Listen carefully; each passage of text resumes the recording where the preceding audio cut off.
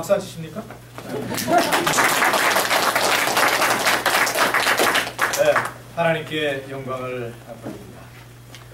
여러분 오늘 말씀을 보시면은 친절한 성경책에는 오늘 말씀 시작 전에 제목을 평지설교라고 이렇게 붙여놓은 것이 있으실 거예요. 이것은 오늘 말씀 앞에 17절에서 예수께서 저희와 함께 내려오사 평지에 서시니라는 말씀에 근거하고 있습니다.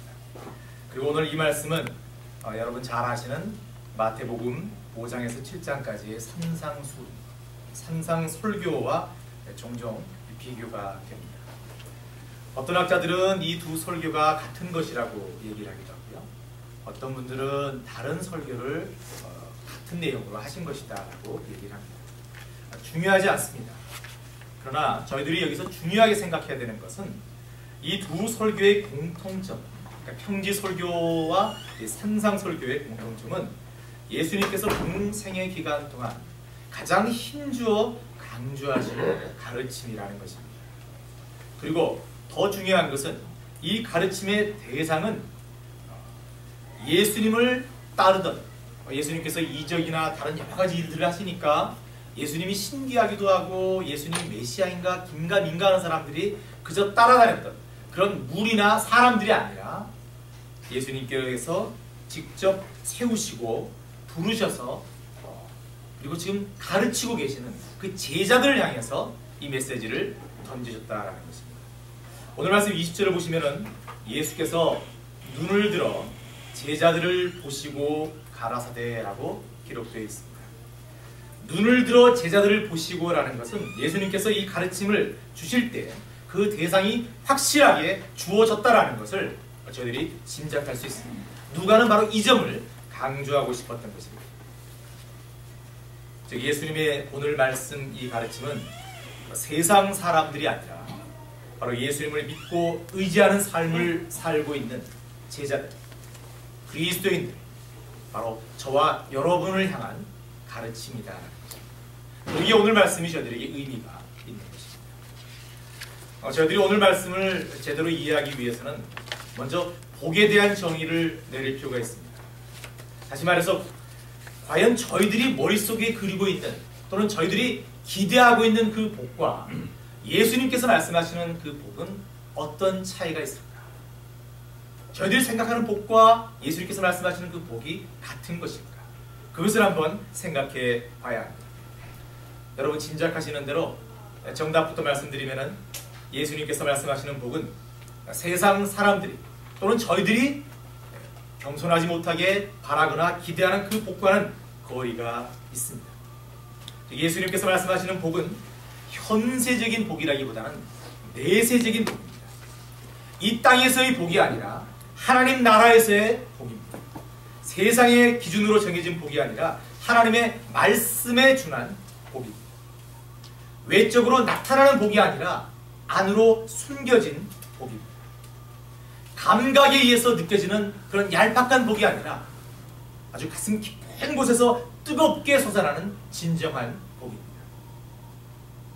이렇게 성경에서의 복은 저희들이 일반적으로 생각하는 복과는 차이가 있습니다. 제가 이렇게 말씀드리면 어떤 분들은 그러면 하나님께서 오늘날 저희들이 살아가기 위해서 내려주시고 부어주신 저희들이 지금 누리고 있는 이 복은 복이 아닙니까? 라고 말씀하실 수도 있습니다. 물론 복입니다. 저희들이 갖고 있는 이 현실적인 복도 정말 중요한 것이고 하나님께서 주신 것임에 틀림없습니다.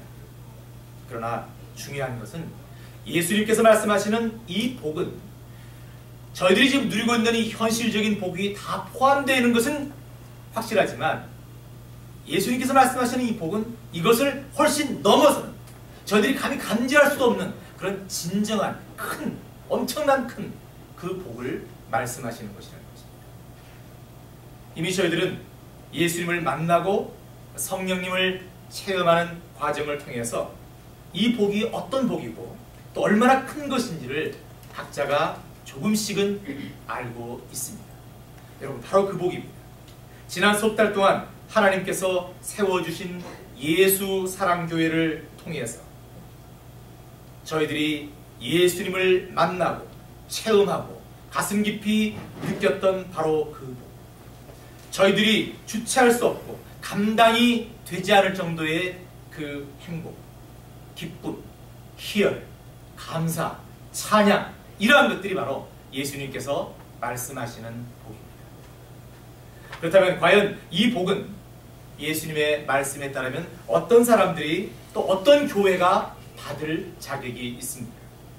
말씀 20절부터 23절까지가 바로 이러한 복을 받을 수 있는 사람들을 소개하고 있습니다. 저희들은 오늘 이 사람들을 잘 관찰함으로써 저희들 그리고 저희 교회가 바로 이러한 사람이 또 이러한 교회가 될 수 있도록 앞으로 애를 써야 하는 것입니다. 첫째, 가난한 자입니다. 가난한 자는 과연 어떤 사람입니까? 가난은 원어로 보면은 토코이라고 해서 즉 스스로의 힘으로 살기 힘든 자를 가리킵니다. 적당히 가난한 것이 아닙니다. 완전히 아무것도 없는 누군가가 도와주지 않으면 오늘 당장 생명을 연장하기도 힘든 그런 상태의 가난한 자를 바로 오늘 가난한 자, 예수님께서 말씀하시는 가난한 자입니다. 그리고 이 단어를 이스라엘 문화에서 유대적인 관점에서 보면은 의존하다, 의지하다라는 뜻을 갖고 있습니다. 뭐 당연한 것이겠죠. 생존 자체가 위협받고 있을 정도의 사람이라면 당연히 어떤 것에 의존하지 않으면 살아갈 수 없을 것입니다. 바로 그러한 가난 상태를 얘기를 합니다. 예수님 사역 당시에 그 당시의 사람들로 본다면 고아나 과부, 중병에 걸린 사람 또는 이방인들이 바로 이런 사람들에 해당될 것입니다. 그리고 가난한 자에 들어있는 더 중요한 의미는 바로 영적인 가난입니다. 마태복음에서 심령이 가난한 자라고 표현했습니다. 그렇죠? 영적으로 하나님만을 의지할 수밖에 없을 정도로 가난해진 사람. 저희들의 마음에 아무것도 남지 않아요.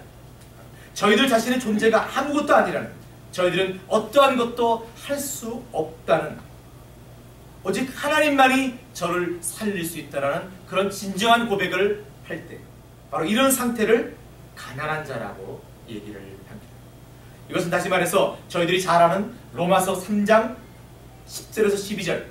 자, 다 함께 소리내서 읽겠습니다. 시작. 의인은 없나니 하나도 없으며 깨닫는 자도 없고 하나님을 찾는 자도 없고 다 치우쳐 한 가지로 무익하게 되고 선을 행하는 자는 없나니 하나도 없도다. 이 세상에 단 한 명도, 이분 제 자신도 하나님 앞에서 의롭고 하나님 없이 살아갈 수 있는 사람은 없다라는 그런 진정한 고백. 이런 고백을 하는 사람들이 바로 가난한 자에 해당된다라는 것입니다. 세상 사람들과 믿음의 사람들의 차이가 바로 이것입니다. 세상에 사는 사람들은 다 자신이 잘났다고 합니다. 다 자신이 옳고 다 자신이 의롭다고들 얘기합니다. 내 방식대로 내가 하는 대로 살아가면 다 된다라고 얘기를 합니다. 다 자신들의 가진 것을, 자신들의 배운 것을, 자신들이 잘 하는 것을 자랑하기 바쁩니다. 모든 기준이 자기이고 다른 사람들 안중에도 없습니다. 자신의 마음에 자신이 가득하기 때문에 다른 사람들이 자리할 수 없고 다른 사람들을 사랑할 수도 없습니다. 물론 이러한 사람들은 이 교회 안에도 존재합니다. 그래서 교회 안에서도 이러한 주장을 하는 사람들이 종종 있다는 것을 저희들이 인정하지 않을 수 없습니다. 반면 진짜 믿음의 사람들은, 하나님의 자녀들은, 예수님의 제자들은 자신을 드러내지 않습니다. 자신이 가진 것을 내세우지 않습니다. 오히려 신앙생활을 오래하면 할수록, 영적으로 성숙해지면 성숙해질수록 하나님, 저는 죄인입니다. 저는 아무것도 아닙니다. 저는 벌레 같은 존재입니다. 저는 아는 게 없습니다. 제가 할 수 있는 것은 아무것도 없습니다. 오직 하나님께서 다 하셨습니다. 라는 이런 고백이 터져 나옵니다. 이런 사람이 바로 영적으로 가난한 자입니다. 이런 면에서 저는 예수사랑교회 성도 여러분은 참으로 가난한 자들이라고 말씀드리고 싶습니다. 저는 지난 석 달 동안 여러분과 함께 교회를 섬기면서 이 사실을 확인할 수 있었습니다. 정말 여러분 한 사람 한 사람은 자신을 내세우기보다는 하나님께 전적으로 의지하고 하나님께 기도하고 성도들을 서로 보듬어 주기 위해 애쓰시는 모습을 봤습니다. 그야말로 하나님 앞에 참으로 겸손하고 심령이 가난한 자의 모습으로 사셨다고 저는 믿습니다. 아멘. 아멘.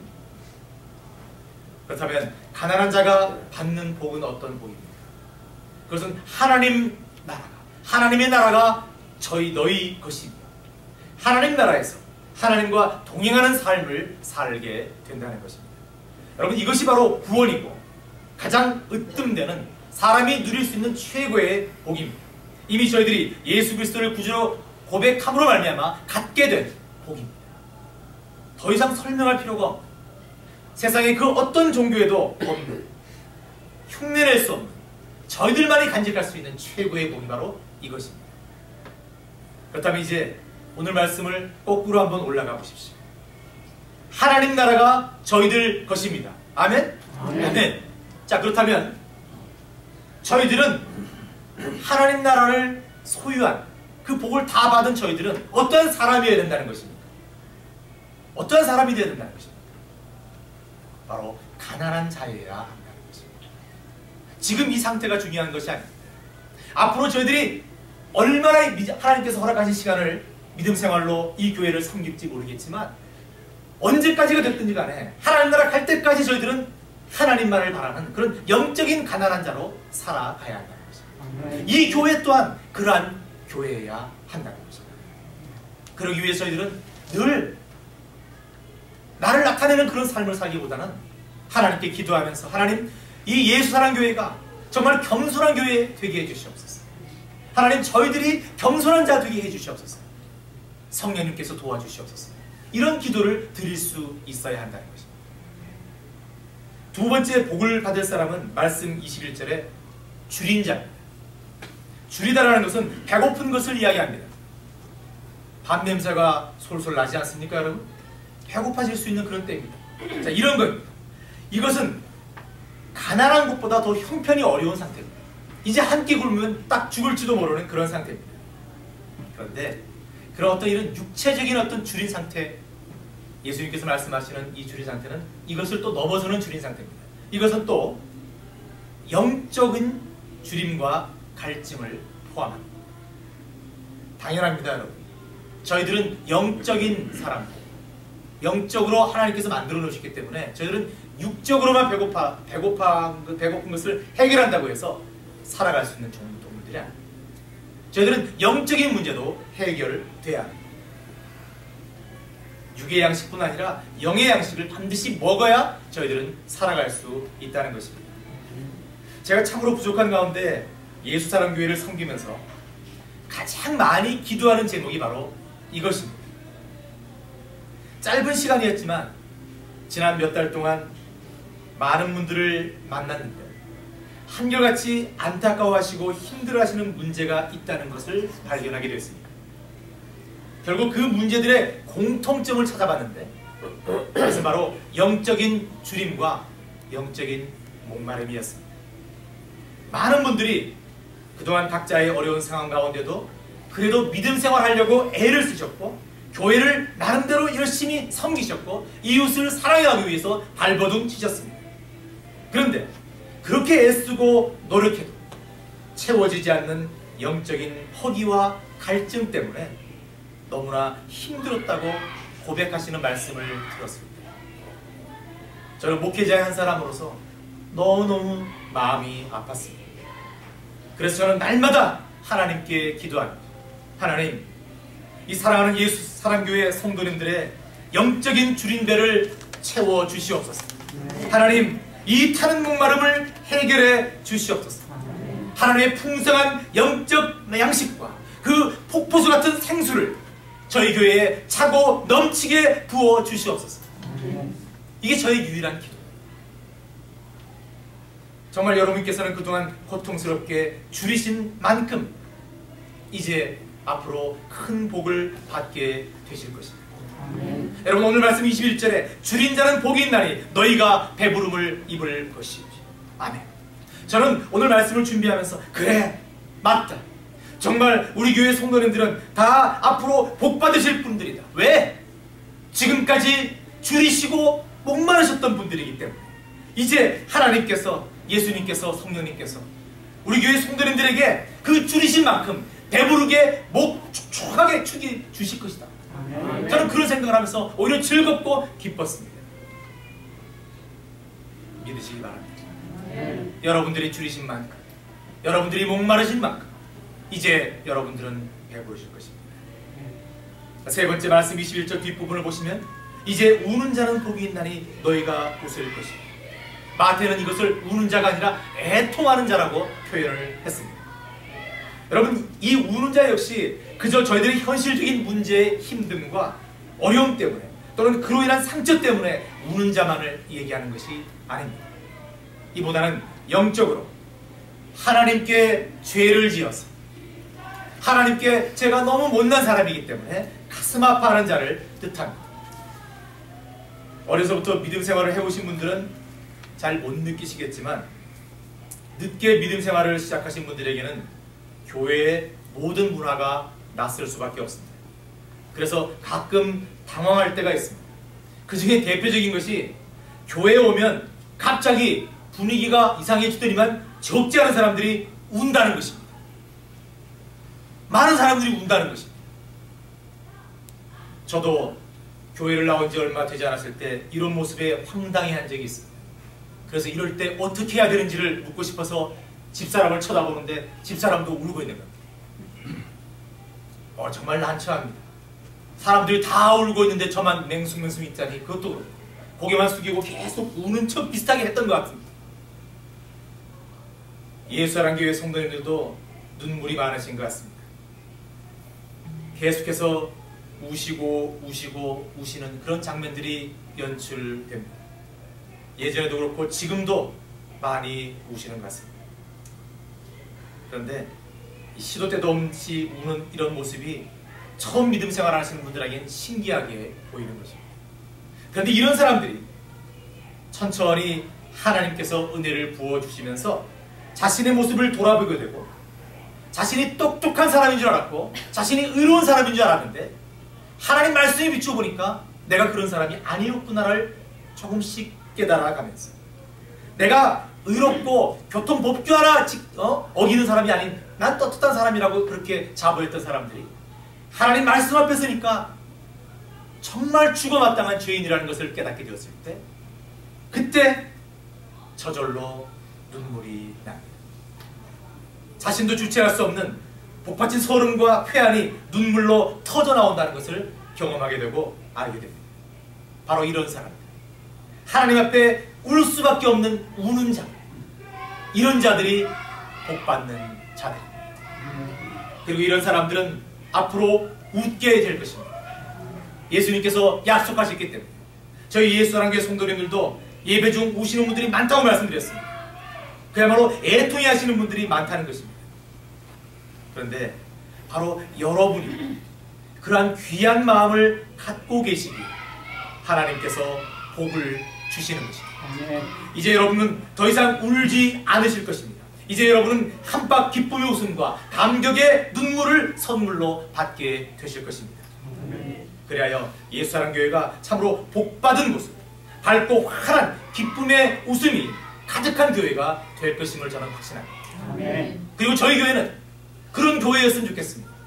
저희 교회의 트레이드마크, 브랜드가 항상 웃고 있고 밝은 그 교회이기를 소망합니다. 교회 와서 심각하고 교회 와서 하나님께서 해결 다 해주신다고 하시는데도 고개를 숙이고 어깨를 푹 축인 채 늘 네거티브하고 삐딱한 모습으로 살아가는 것, 크리스찬이티의 모습이 아닙니다. 늘 하나님께서 저희들보다 앞서 해결해 주시고 저희들에게 복 주심을 잊지 마시고 늘 긍정적인 사고방식으로 예수님을 따라가는 것, 이것이 바로 예수사랑교회의 앞으로의 가야 할 행보일 것입니다. 네 번째, 말씀 22절부터 23절까지 한마디로 예수님으로부터 인해 핍박받는 자들은 복이 있고 하늘에서 상이 크다는 것입니다. 이 말씀은 장차 제자들에게 실제로 닥쳐올 그런 고난을, 핍박을 예언한 성격이 강합니다. 역사를 보시면 여러분 아시다시피 제자들은 하나같이 다 예수님을 따라 순교했습니다. 12제자뿐만 아니라 너무나 많은 사람들이 예수 그리스도를 믿는다는 그 하나만으로 원형 경기장에서 무참히 죽어갔습니다. 바로 이러한 것들을 초대교회가 겪었던 그 모든 순환을 예수님께서 예언하시는 것입니다. 그리고 정도의 차이가 있겠지만 예수님을 믿는다는 이유만으로 당하는 핍박과 순환은 오늘날 2000년이 지난 오늘날에도 여전히 남아있습니다. 굳이 기독교가 아직 들어가지 못한 또 다른 종교권의 나라를 예를 들지 않더라도 이미 미국에서도, 기독교의 나라라고 하는 미국에서도, 또 한국의 국민의 30%, 25%가 넘는 사람들이 교회 다니는 사람들이라고 얘기를 하는 한국에서도 이제는 예수 믿는다는, 내가 성도라는 그것이 자랑거리가 되지 못할 때가 많습니다. 괜히 사람들 앞에 갔으면 내가 예수 장인이라는 것을 숨게 되지 않을까라는 그런 불안감에 쌓일 때가 많습니다. 여러분, 이것이 바로 핍박이라 할 수 있고 저희들의 부끄러운 모습이라 할 수 있습니다. 예수 그리스도의 사람으로 산다는 것은 여러분 세상과 거꾸로 가는 겁니다. 그러기에 당연히 세상과 살아가고 있는 저희들한테 그러한 핍박과 그런 어려움과 그런 불편함이 있는 것은 당연합니다. 오히려 예수 믿는 사람들인데 세상과 너무 잘 어울려 산다. 그 문제 있는 겁니다.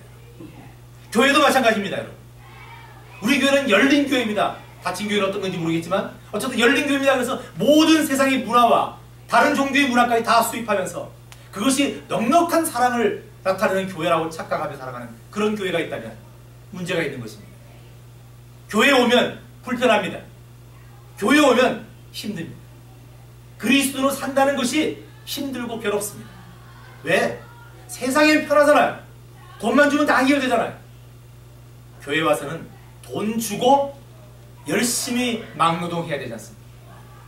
여러분 주위 한번 보십시오. 이거 얼마 만에 했겠습니까? 많은 사람들이 매달려서 땀 뻘뻘 흘리면서 했습니다. 어제 오후 4시 한창 태양이 이글거릴 때 혹시 성도님들이 오실 때 걸음걸이가 불편하신 분들이 계실까 싶어서 저기 그 블럭을 몇 개 나왔는데 그거 한 20개 넘는데도요 5분의 집사님이 땀을 뻘뻘 흘리면서 1시간 넘게 일했습니다. 교회 힘듭니다, 여러분. 근데 그게 당연합니다. 예수 그리스도의 제자로 살겠다 그러면 그것을 감수할 수 있어야 됩니다. 교회에 와서 편하겠다. 가시는 게 좋습니다. 교회는 불편합니다. 교회는 아픈 곳입니다. 그러나 중요한 것은 저희들이 그런 불편한 삶을 감수하고 예수 그리스도의 제자의 길을 걸어갔더니만 하나님께서 예수님께서 저희들에게 많은 복을 주신다는 것입니다. 오늘 말씀 23절에 있는 대로 그날에 기뻐하고 뛰놀고 하나님으로부터 큰 상을 받게 될 것입니다. 이것이 여러분 진리입니다. 그러기에 여러분 땀을 흘리신 것, 여러분이 수고하신 것, 여러분이 겸손하게 다른 사람들이 주장하는 것들을 다 수용하고 아프게 고개를 끄덕였던 것, 그 모든 것 하나님께서 다 카운팅하시고 계시고 예수님께서 다 아신다는 것입니다. 그리고 다 여러분들에게 복으로 돌려주실 것입니다. 이런 면에서 오직 믿음만 붙들고 온전한 교회를 섬기기 위해 애쓰고 때로는 싫은 소리, 언짢은 소리까지 다 들어가면서 모든 면에서 다른 교회 성도님들의 몇 배의 몫을 감당하고 있는 참아내고 있는 예수사랑 교회 성도들인 여러분은 이미 하나님의 복과 상급을 약속받으셨다고 저는 믿습니다. 이제 말씀 24절부터 26절까지 화를 입을 사람들이 나타납니다. 어떤 사람입니까? 당연히 복받을 사람들의 삶과 반대되는 삶을 살아가는 사람들입니다. 즉 부유한 자이고 배부른 자이고 지금 웃는 자이고 칭찬받는 사람들입니다. 이들은 다 현재의 삶에 만족하거나 자부하면서 내가 제일이라고 생각하는 사람들입니다. 그러기에 하나님을 의지하거나 하나님의 도우심이 필요 없다고 생각하는 한마디로 참으로 교만한 사람들입니다. 말씀 26절에 모든 사람이 너희를 칭찬하면, 여러분 이 말씀을 잘 들어보십시오. 모든 사람이 너희를 칭찬하면 이건 뭡니까? 세상 사람들로부터 칭찬을 받는다는 것은 그만큼 세상과 타협해서 세상에 젖어 살고 있다는 얘기입니다. 여러분 이것을 놓치면 안 됩니다. 이게 함정입니다. 그리고 앞서 제가 말씀드린 대로 오늘 이 말씀이 누구를 향해 예수님께서 던지시는 말씀입니까? 누구를 향해입니까? 예수 그리스도의 제자들을 향해 던지시는 말씀입니다. 바로 저희들을 향해서 던지시는 말씀입니다. 그렇다면 복 있는 사람들이 여기 이렇게 있고 화 입을 사람들이 여기 이렇게 있는데 예수 그리스도의 제자인 사람들 중에도 이렇게 나뉘어질 수 있다라는 경고입니다. 예수께서 눈을 들어 제자들을 보시고 가라사대, 여러분 이 말씀을 놓치시면 안 됩니다. 오늘 예수님께서는 복 있는 사람과 화 입을 사람들을 얘기하고 계시지만 이 둘 모두 저희들이 해당될 수 있다는 것을 회개해야 한다는 것입니다. 오늘날 교회에서도 여전히 옛 습관과 세상의 연락을 떠나지 못하거나 지금의 안녕과 즐거움을 떨쳐버리지 못하는 그런 이름만 성도들인 사람들이 많습니다. 교회의 양적 성장에 눈이 어두워서 세상의 여러 가지 것들을 다 끌어들여서 사람들이 좋아한다면 여과 없이 교회에서 연출하고 들려주는 일부 번영주의에 물든 교회들이 바로 이러한 교만한 교회에 해당될 것입니다. 그러기에 저희들은 늘 저희들의 그리고 저희 교회의 영적 상태를 민감하게 점검하고 돌아보는 그런 자세가 필요합니다. 여러분, 저희들은 오늘 말씀을 통해서 분명하게 두 부류의 제자들을 봤습니다. 한쪽은 하나님께 사랑받고 복받을 것이고 다른 한쪽은 화를 입을 사람입니다. 이제 저희들은 그리고 저희 교회는 선택해야 합니다. 아니, 저희 교회는 이제 앞으로 하나님 앞에서 예수님 앞에서 철저히 자신을 부인하고 자신이 아무것도 아닌 존재임을, 자신은 아무것도 할 수 없음을 고백하며 오직 하나님의 은혜만이 저희들을 살릴 수 있고 이 교회를 부흥케 하신다는 것을 고백하는, 참으로 영적으로 철저히 가난한 자, 줄인 자, 우는 자, 핍박받는 자가 또 그런 교회가 되어야 한다는 것입니다. 오늘로서 저희들은 하나님께서 이 교회를 허락하신 지 석 달째를 맞았습니다. 많은 분들이 지난 석 달 하나님께서 저희 교회에 부어주신 은혜로 교회가 날로 성장하는 것을 보고 이제 우리는 더 이상 개척교회가 아닙니다. 그죠? 이렇게 말씀하시는 분들이 많습니다. 저도 동의합니다. 어느 석 달 된 개척교회가 이런 모습을 하고 있겠습니까? 참으로 감사할 일이고 기뻐할 일입니다. 저도 이 크신 은혜를 주체할 수 없습니다. 하지만 저는 한편으로 걱정이 됩니다. 그럴 일이 없어야겠지만 자칫 저희들이 겸손함을 잃어버리지 않을까. 즉 오늘 말씀에 비추어 저희들이 혹시 개척교회를 시작하면서 가졌던 그 가난하고 그 줄이고 그 우는 그 핍박받을 때의 그 낮아짐과 겸손한 하나님을 향한 간절함을 잃지 않을까 하는 것입니다. 그러기에 저는 오늘 분명하게 말씀드리고 싶습니다. 예수 사랑교회는 지금까지 개척교회였습니다. 그런데 앞으로 영원히 개척교회로 남을 것입니다. 앞으로 하나님께서는 얼마나 저희들에게 큰 은혜를 부으셔서 영적으로 성장케 하실는지는 모르겠지만 저희들이 아무리 성장을 거듭한다 하더라도 저희 교회는 그저 소박하고 겸손한 개척교회로 남기를 바랍니다. 아멘. 그만큼 낮아지고 영적으로 가난한 교회, 그래야 지금보다 더 하나님을 바라고 더 예수님을 닮기 위해 몸부림치고 더 성령님의 인도하심에 민감하게 반응하는 교회가 되기를 소망합니다. 아멘. 예수님께서 말씀하신 화 입을 사람들과 또 그러한 교회, 즉 교만한 교회는 아예 생각하지 마십시오. 그래야 하나님께 주시는 예수님께서 약속하신 크고 놀라운 복을 저희들 삶에 또 예수 사랑교회를 통해서 다 받고 누리는 기쁜 삶을 살게 되기를 바랍니다. 아멘. 그리고 저희들에게 주신 아름다운 소명은 즉 아직도 이 테미큘라 지역에 하나님을 모르고 예수님을 모르고 슬프게 오늘도 하루하루의 삶을 살아가는 그런 분들을 향해서 손을 내밀고 사랑하고 그들을 하나님께로 돌아오게 하는 그 소명을 다하는 그런 저희들이 되기를 바랍니다. 다시 한번 또렷이 마음에 새기십시오. 저희 교회는 또 저희들은 영원한 개척교회로 그리고 가난한 자로 줄인 자로 우는 자로 핍박받는 자로 살아가야 한다는 것을 기도하겠습니다. 하나님 감사합니다. 하나님 저희들이 교만하지 않게 오늘 말씀을 통해서 다시 한번 저희들을 붙잡아 주시니 감사합니다. 하나님 그렇습니다. 저희들은 늘 하나님 앞에서 가난한 자고 줄인 자고 우는 자고 핍박받는 자여야 합니다. 그것이 바로 제자의 삶이고 예수 그리스도의 십자가의 길을 따르는 삶임을 저희들이 오늘 깨닫습니다. 하나님 저희들이 세상을 살아갈 때 바로 이러한 마음으로 살아갈 수 있도록 도와주시옵소서. 지난 석 달 하나님께서 예수 사랑교회에 부어주신 은혜에 감사드립니다.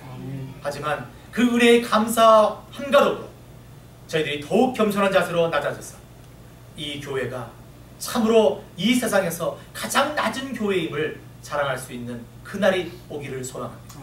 하나님 저희들을 그렇게 써 주시옵소서. 감사드리며 예수 그리스도를 받들어 기도드립니다. 말씀 생각.